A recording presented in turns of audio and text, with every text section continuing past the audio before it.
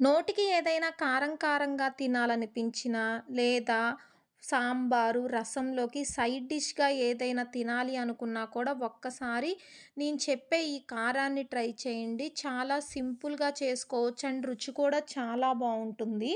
Hi అండి! అందరికీ నమస్కారం. ఈరోజు మన వీడియోలో ఎంతో రుచిగా ఉండే వంకాయ కారం ఫ్రై ఏ విధంగా తయారు చేయాలో చూద్దాం. ముందుగా వంకాయ ఫ్రై చేసుకోవడం కోసం స్టవ్ వెలిగించి స్టవ్ మీద కడాయి పెట్టేసి కడాయిలో ఒక గుప్పెడు పల్లీలు వేసి వేయించుకోవాలి. పల్లీలను వేయించేటప్పుడు స్టవ్‌ని లో ఫ్లేమ్‌లో పెట్టి వేగనివ్వాలి. ఈ విధంగా వేగినటువంటి పల్లీలను తీసి ఒక ప్లేట్‌లో పొట్టు తీసి పెట్టేసుకోండి. ఇప్పుడు అదే కడాయిలో ఒక 2 స్పూన్ల ధనియాలు కూడా వేసేసి స్టవ్‌ని లో ఫ్లేమ్‌లో పెట్టి వేయించుకోవాలి. హై ఫ్లేమ్‌లో పెడితే గనక ధనియాలనేవి త్వరగా మాడిపోతాయి. సో, లో ఫ్లేమ్‌లో పెట్టి వేయించుకున్న తర్వాత ఇప్పుడు ఒక మిక్సీ గిన్నె తీసుకొని, ఈ మిక్సీ గిన్నెలో వేయించిన ధనియాలు వేసేసి, అందులోనే 2 స్పూన్ల ఎండు కొబ్బరి పొడి వేసుకోవాలి. ఎండు కొబ్బరి పొడి మీ దగ్గర లేకపోతే గనక ఎండు కొబ్బరైనా సరే 2 ముక్కల్ని కట్ చేసి వేసుకోవచ్చు.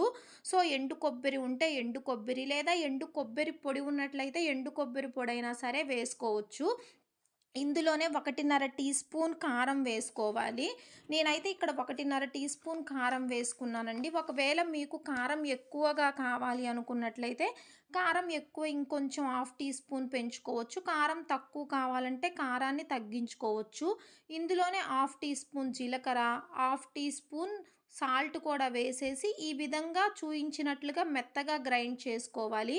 ఇప్పుడు ఈ గ్రైండ్ చేసుకున్న పౌడర్‌లోనే మనం వేయించి పక్కన పెట్టుకున్న పల్లీలను పొట్టు తీసి వేసుకోవాలి. పల్లీలతో పాటుగా 10 లేదా 15 వెల్లుల్లి రెబ్బలు తీసుకొని ఈ పల్లీల్లోనే వేసేసి మరీ మెత్తగా కాకుండా ఫోర్స్‌గా గ్రైండ్ చేసుకోవాలి.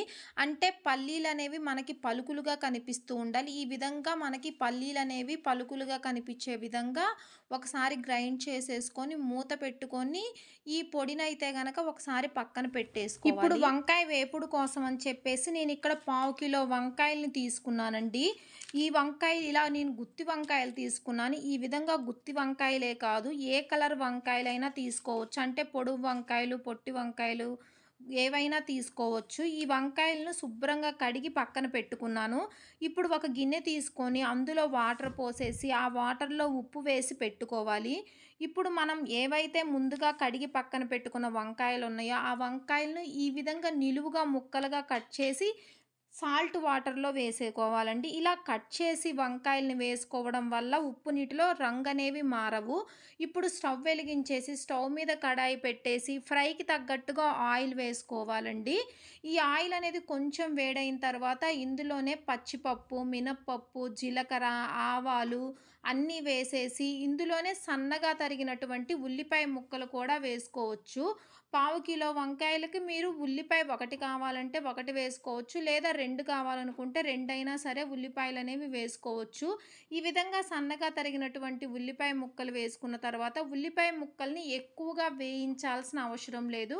ఒక్క నిమిషం వేయించేసేస్తే సరిపోతుంది. ఇలా ఇందులోనే ఈ ఉల్లిపాయ ముక్కల్లోనే మనం ముందుగా ఉప్పు నీటిలో వేసుకున్న వంకాయలను కూడా తీసేసి ఈ ఉల్లిపాయ ముక్కల్లో వేసేసుకోవాలి. ఉల్లిపాయ ముక్కల్లో వంకాయ ముక్కలు వేసిన తర్వాత అందులోనే హాఫ్ టీ స్పూన్ పసుపు, హాఫ్ టీ స్పూన్ సాల్ట్ వేసి కలుపుకోవాలి. వంకాయ ముక్కల్ని కలుపుతూ వంకాయ ముక్కల్ని బాగా మగ్గే వరకు వేయించుకోవాలి. అంటే వంకాయ ముక్కలు మెత్తబడే వరకు మగ్గనివ్వాలి.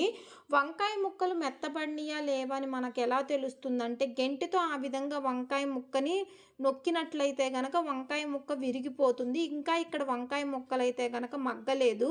సో, మీరు కావాలంటే ఈ వంకాయ ముక్కలు మగ్గేలోపు గూడా ముందుగా మనం కారాన్ని తయారు చేసుకున్నాం కదా! ఆ కారాన్ని కూడా ఈ వంకాయ ముక్కలు మగ్గేలోపు తయారు చేసుకోవచ్చు. సో, నేనైతే గనక ఇబ్బందవుతుందని ముందుగానే చెప్పాను. ఇప్పుడు ఈ వంకాయ ముక్కలు గెంటితో ప్రెస్ చేసినప్పుడు ఇట్లా మెత్తగా అయిపోయినియి. కాబట్టి వంకాయ ముక్కలనేవి మగ్గినియండి.